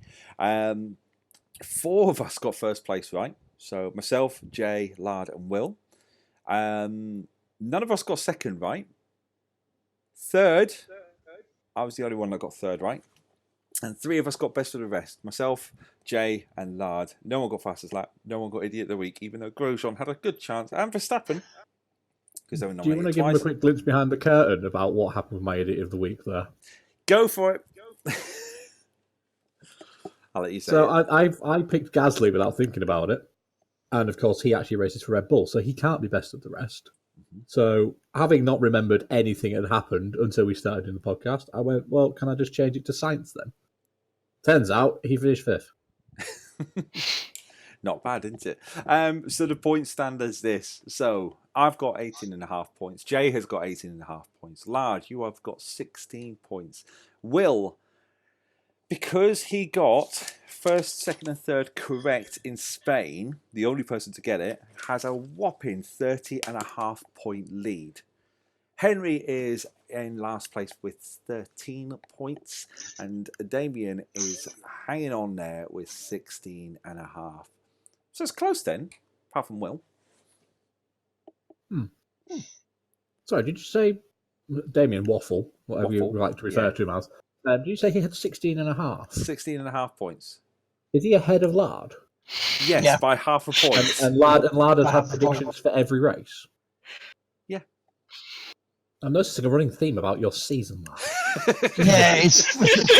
I'm turning into a Williams, aren't I? It's all gone a little bit pear-shaped. But what we're going to do now is we'll just... is there anything else, any other business that you guys want to bring up at all before we wrap up the podcast? When are we back? When are we back? Good question. We are back on June the I should have been more prepared for this. We are In back fairness, I didn't know either. So on June the 8th. June the 8th. Saturday, June the 8th. 8 till 10 for the next Turn 1 podcast. I already know I'm not here then. You're not there. Oh, well. I'm not here. We may I'm sure the qualifying is around that time as well. So we might not know the qualifying results. We're out Oh, of sync. no. No, we might have to see. We have to do that one live. Let me have a look. Hang on. Time. I know highlights like 11:30 Channel 4. So depends what the Yeah, buffer. they're really late. What time?